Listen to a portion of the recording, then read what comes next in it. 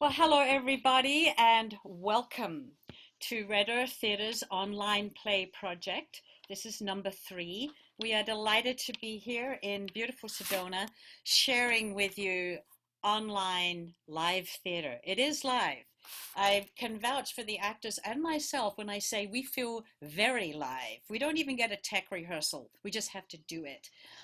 My name is Kate Hawkes. I'm the producing artistic director of Red Earth Theatre, and we've been here for 7 years in Sedona and the Burley Valley.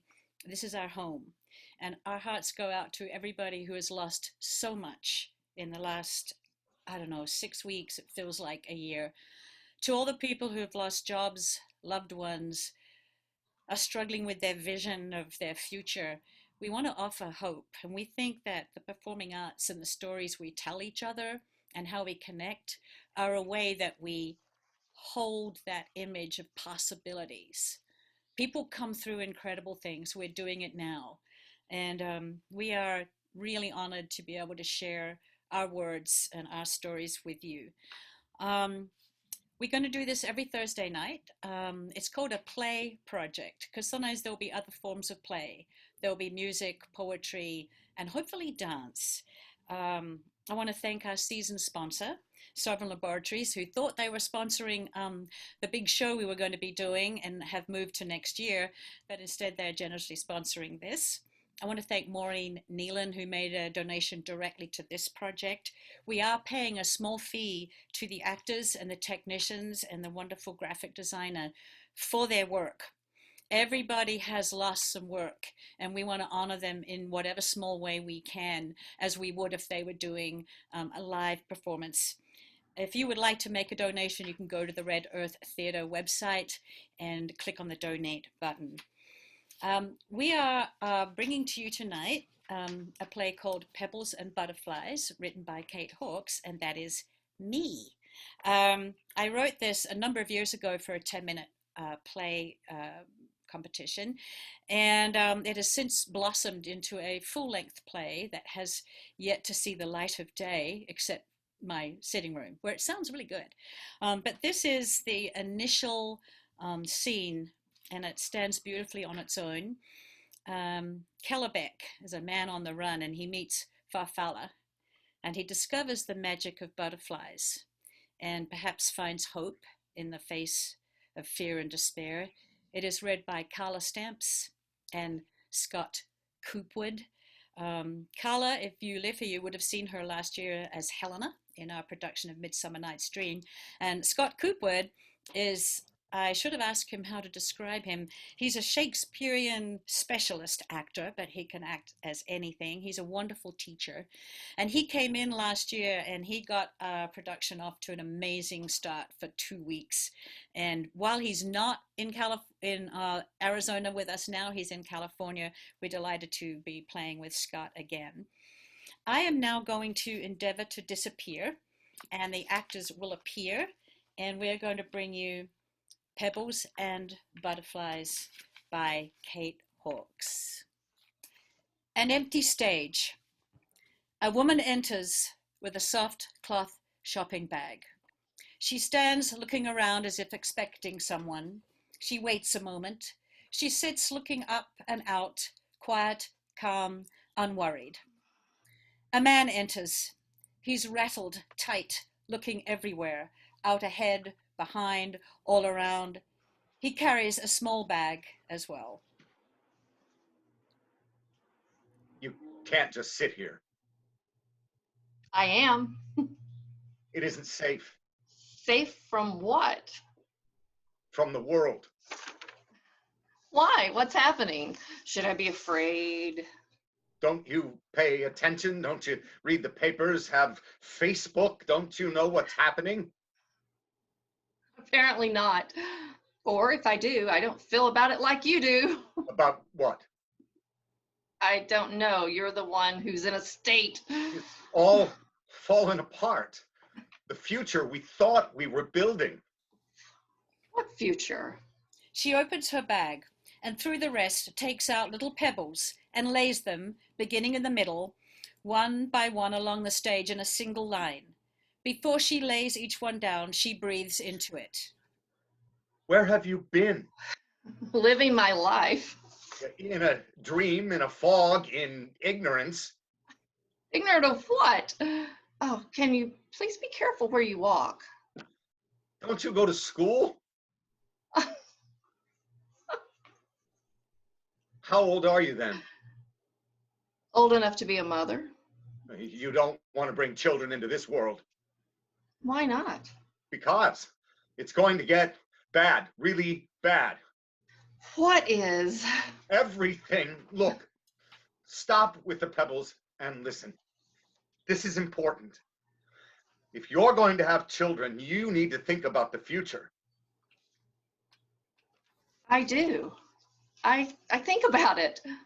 I see it. I taste it and hear it. Listen.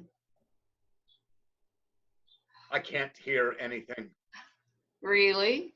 Nothing at all? Not even in your head? It's very quiet. Too quiet. I don't think that's good. Why not? It means something bad is getting ready to happen. Why bad? Because the last time it got quiet, last time everything went still, when there was a lull, when it was peaceful, was right before the... The what? How can you not know? How can you be so stupid?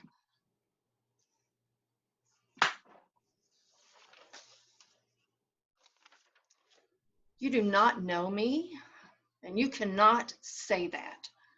I haven't called you stupid.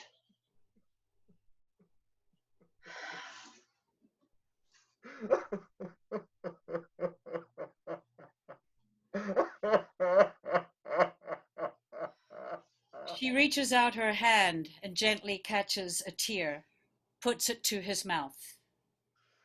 Then she takes his hands from his face and hands him 2 pebbles and points to the line.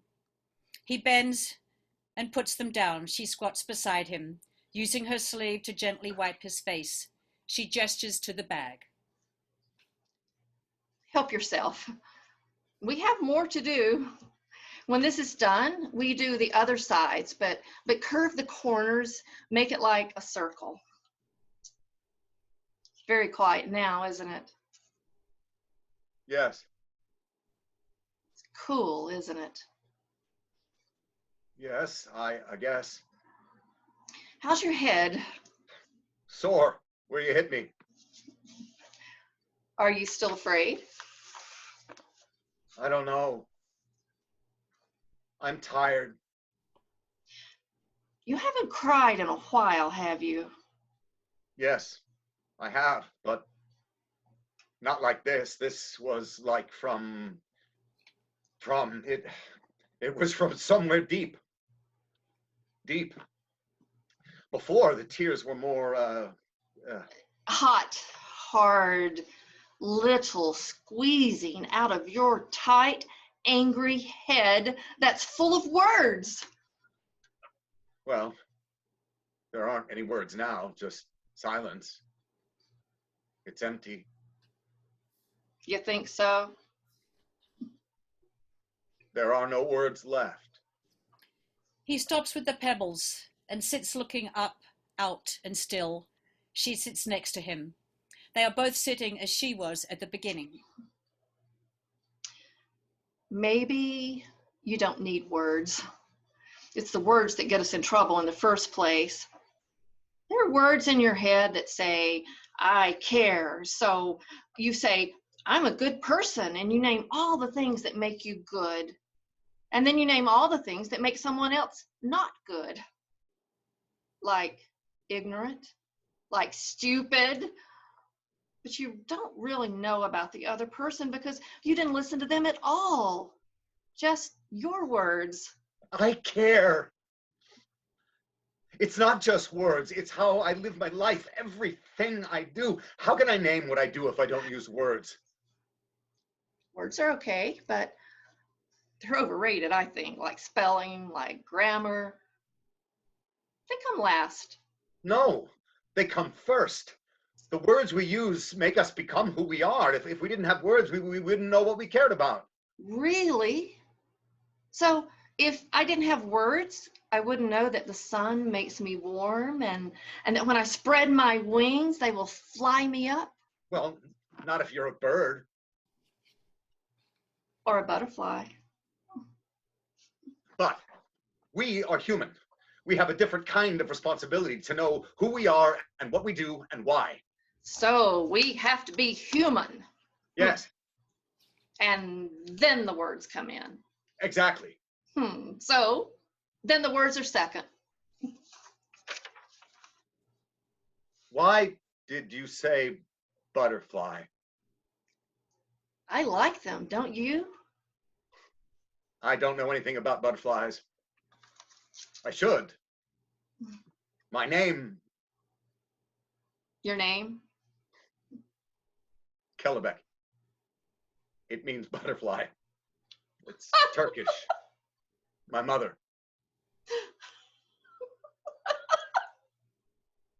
Really?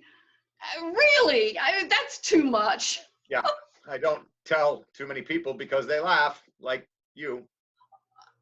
Oh, I'm not laughing for that. It's just that my name is Farfalla. Butterfly. Italian. My mother.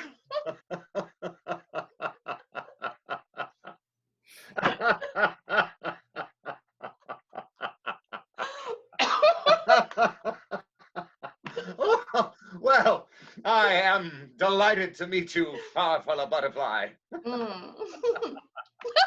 Oh, I've never met anyone else called Butterfly in any language before. And you're my first too. How old are you? It doesn't matter. Are you really going to have children? I might. Or I might not. I get to choose, you see, and that I take very seriously. How do you choose? Oh, I find out what I can, and then I just sort of sit. And how do you find out? Read, talk, use words? Of course, mostly. It's what we know, we humans. So you see, words are important. They help us know things. Only if we really, truly take the time to discover them. Here, take these.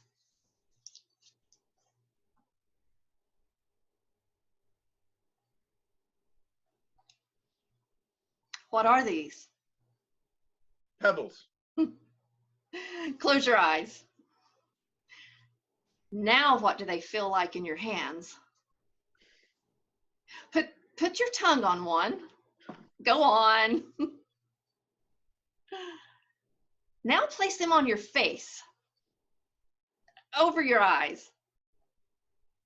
Now what are they? I don't know. It's pebbles.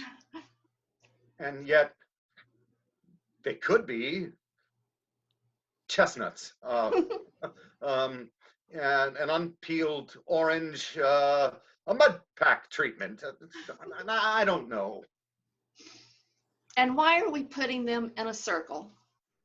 I have no idea. But you're doing it, yes? You're doing it. Yes. So it's not the words, it is being. We just have to be before we find the words. And that's cool.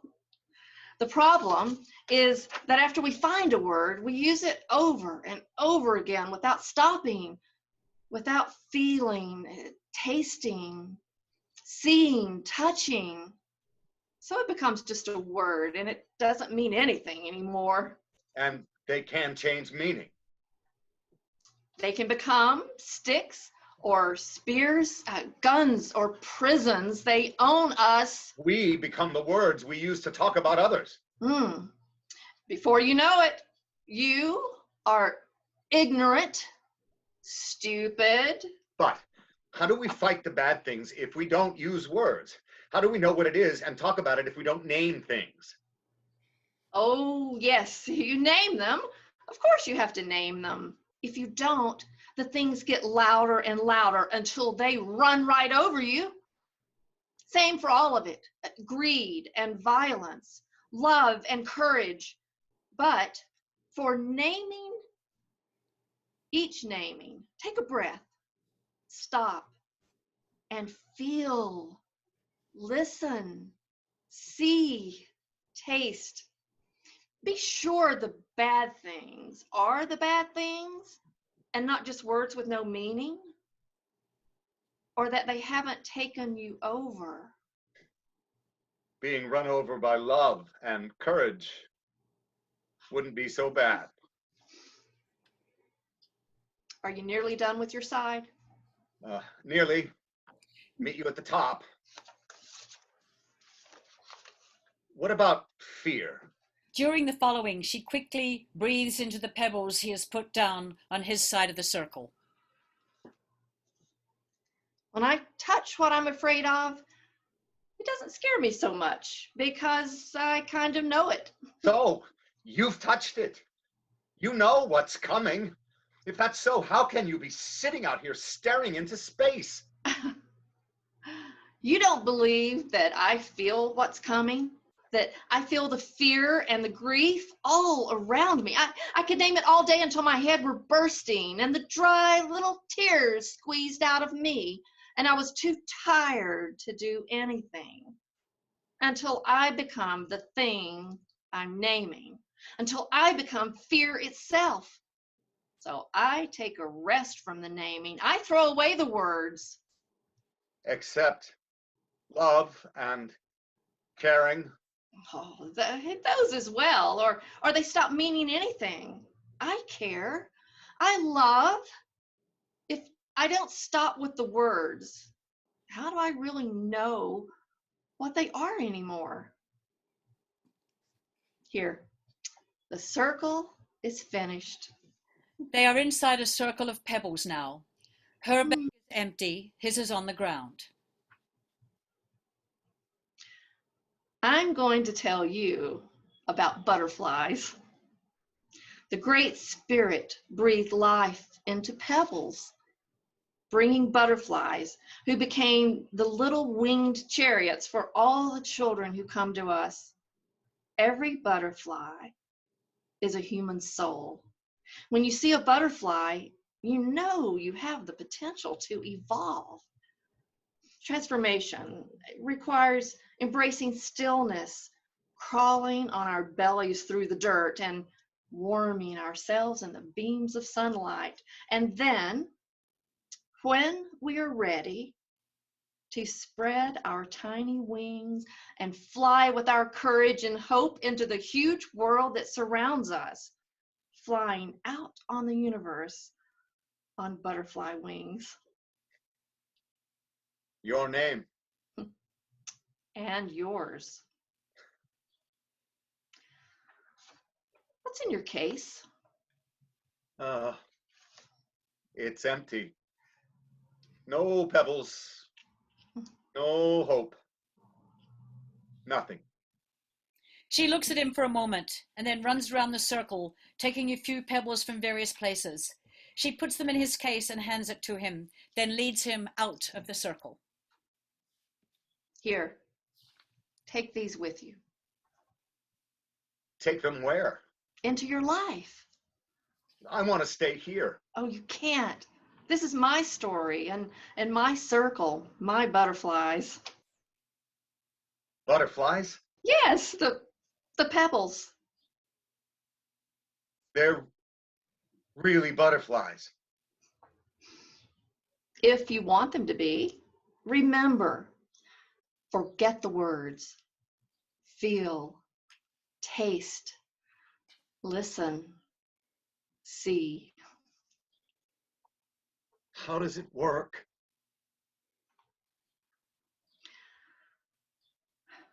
That's up to you.